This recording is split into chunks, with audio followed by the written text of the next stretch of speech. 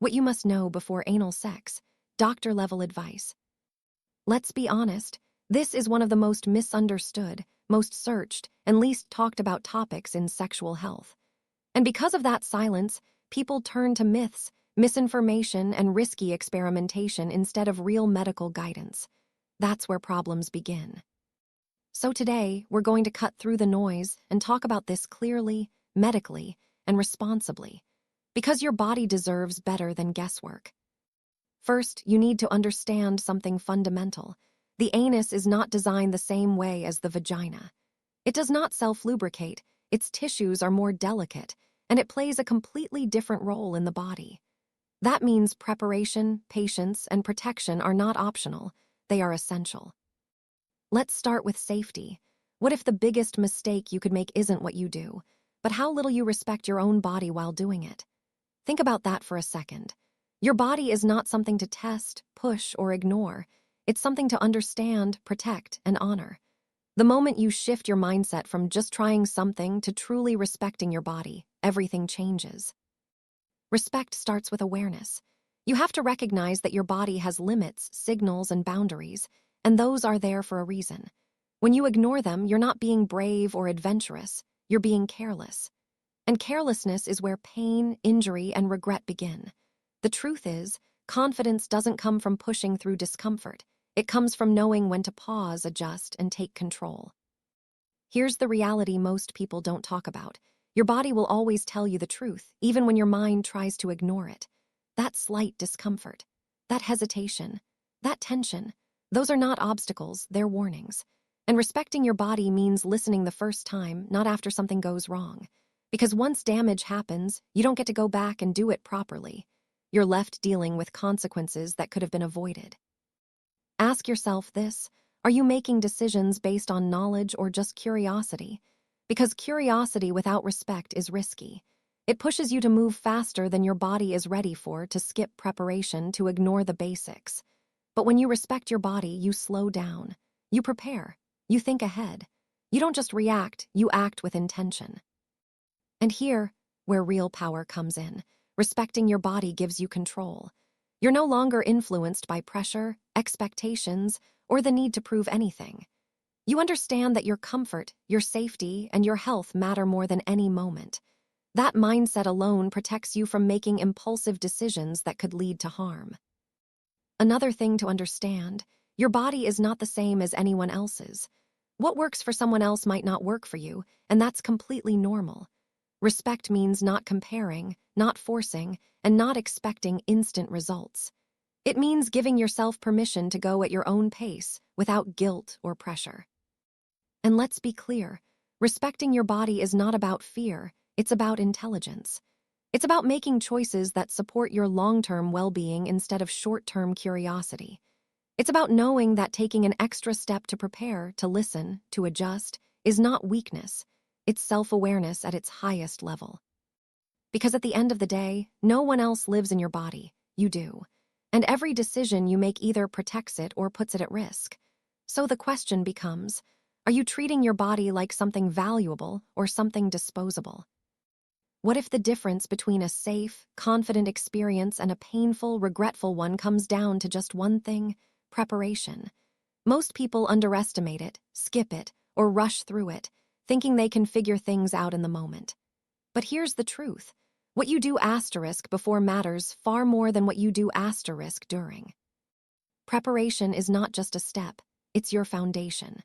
Without it, you're relying on guesswork, and guesswork is where mistakes happen.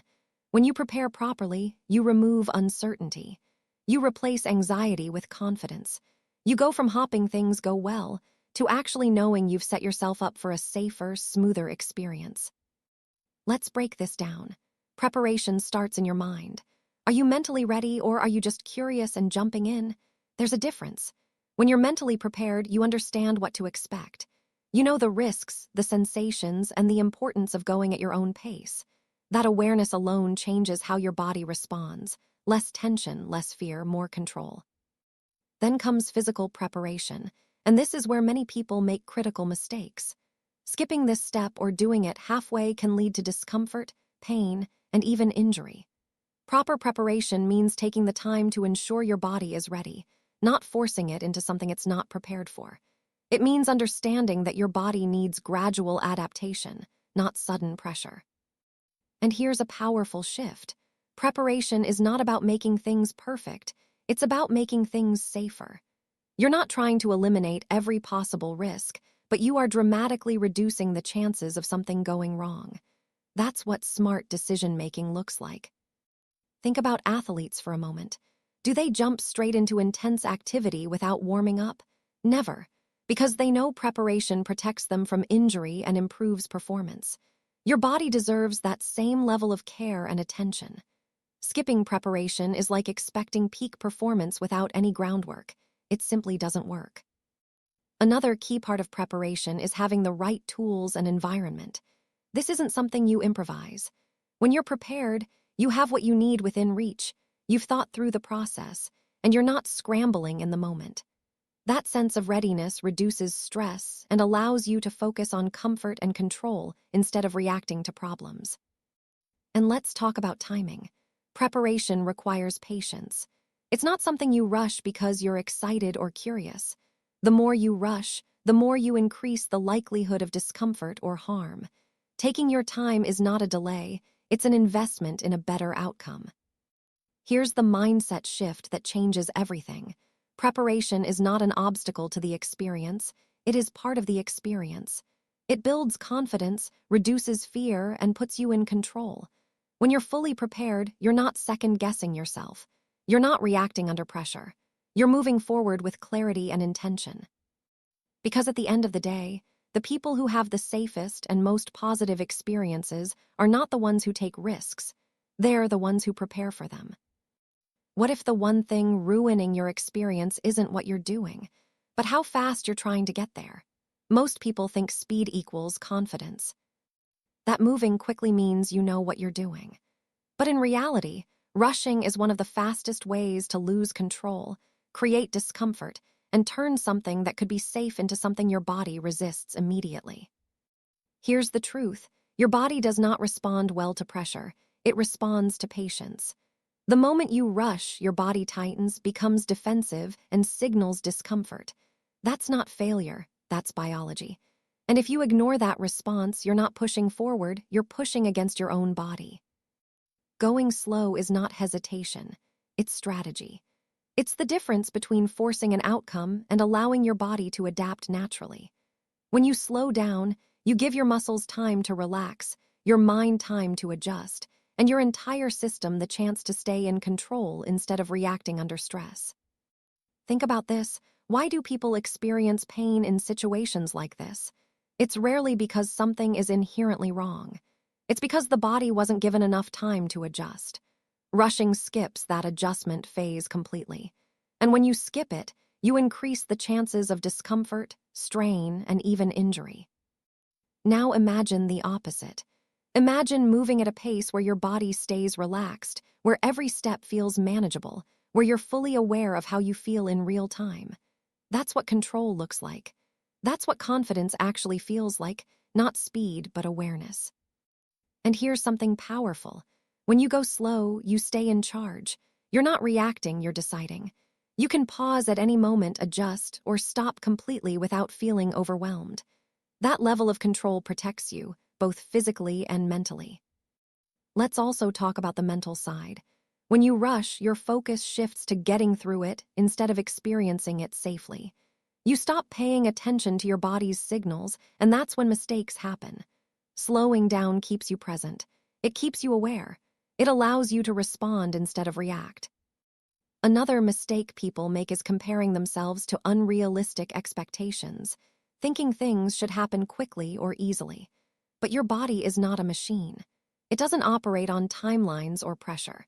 It responds to care, patience, and consistency. When you remove the need to rush, you remove the pressure, and that's when your body actually cooperates. And let's be clear, going slow is not about being overly cautious. It's about being smart. It's about understanding that your body needs time to adapt, and giving it that time is what prevents problems before they even start. Because the moment you choose patience over pressure, everything shifts. You move with awareness, you stay in control, and you protect your body from unnecessary harm while creating a safer, more comfortable experience in every way possible. What if the biggest risk isn't physical at all, but the silence between you and your partner? Think about that.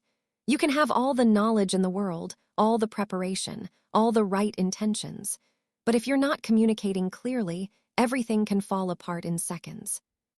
Most people assume communication is awkward, unnecessary, or something that just happens. But that mindset is exactly what creates confusion, discomfort, and even harm. Real communication is intentional. It's clear, direct, and ongoing.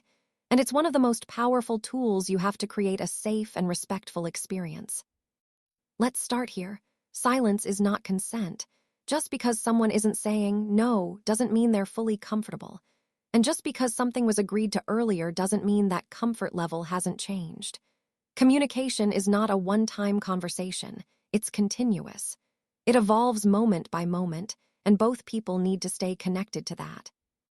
Here, where things often go wrong, people rely on assumptions. They assume their partner is okay. They assume everything is fine because nothing has been said. But assumptions are dangerous. They replace clarity with guesswork, and guesswork leads to mistakes. The only way to truly know what someone is feeling is to ask, to listen, and to create space for honest answers. Now think about the opposite scenario. Imagine being in a situation where you feel completely comfortable speaking up, where you know your voice will be heard without judgment or pressure. That level of trust doesn't happen by accident. It's built through open, respectful communication. And when that trust exists, everything becomes safer and more controlled. Communication also means being honest with yourself. Are you truly comfortable, or are you going along with something because you feel pressure, whether it's from a partner, expectations, or even your own curiosity? Your voice matters just as much as anyone else. Speaking up is not awkward, it's responsible. And let's address something important. Clear communication actually reduces anxiety. When both people know what to expect, when boundaries are discussed, when comfort levels are understood, there's less uncertainty. And less uncertainty means less tension, both mentally and physically. Another key point is timing. Don't wait until the moment to communicate important things. Conversations about boundaries, expectations, and comfort should happen beforehand. That way, you're not trying to figure things out under pressure. You're entering the situation already aligned, already aware, already prepared. And during the experience, communication doesn't stop. It becomes even more important. Simple check-ins, honest feedback, and the ability to pause or adjust at any moment. These are not interruptions, they are protections. They ensure that both people remain comfortable and in control the entire time. Here's the mindset shift. Communication is not a barrier to the experience. It's what makes a safe experience possible. Without it, you're navigating blindly. With it, you're creating clarity, trust, and control. Because at the end of the day, the strongest, safest experiences are not built on assumptions. They're built on people who are willing to speak, listen, and respect each other in real time. What if the one signal you keep ignoring is the one that could protect you the most? Pain is not random. It's not something your body creates to annoy you or slow you down. It's a built-in warning system designed to keep you safe. And the moment you start treating pain like something to push through, you stop protecting yourself and start putting your body at risk. Let's be clear right from the start. Your body does not lie. It doesn't exaggerate. It doesn't create false alarms. When you feel pain, discomfort, or even unusual pressure, your body is communicating something important. The problem is, many people override that signal because they think it's normal, temporary, or something they just need to tolerate. That mindset is where real damage begins. Here's a powerful question to ask yourself.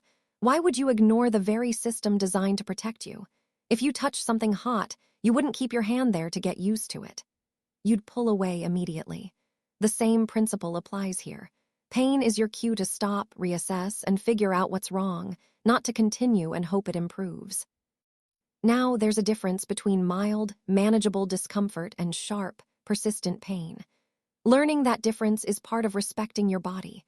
Slight discomfort can sometimes happen, especially in new situations, but it should never escalate into something intense or unbearable. The moment it does, that's your body telling you clearly, something is not right. And here, where awareness becomes your greatest strength. When you stay connected to your body, you notice small signals early: tension, tightness, hesitation. These are early warnings. If you respond to them quickly, you prevent bigger problems. But if you ignore them, they build up, turning into pain that forces you to stop anyway, often after damage has already been done. Another critical point: pain is not a challenge to overcome. It's not something that proves strength or endurance. In fact, the strongest decision you can make is to stop when something feels wrong. That takes awareness, control, and respect for your body's limits. Pushing through pain is not strength, it's risk. Let's also talk about the mental side of this. Sometimes people ignore pain because they don't want to ruin the moment, disappoint a partner, or feel like they've failed. But your health is never less important than a moment. Any situation that makes you feel like you can't speak up or pause is not a safe situation to be in. Listening to your body also means giving yourself permission to adjust. That could mean slowing down, changing approach, adding more preparation, or stopping completely. These are not setbacks. They are smart decisions that protect you from long-term consequences. And here's something most people don't realize. When you consistently listen to your body, you actually build trust with it. You become more aware, more in control, and more confident in your decisions. Your body responds better because it knows you're paying attention, not forcing it into discomfort. Because at the end of the day, your body is always communicating with you. The only question is, are you listening, or are you waiting until it forces you to listen?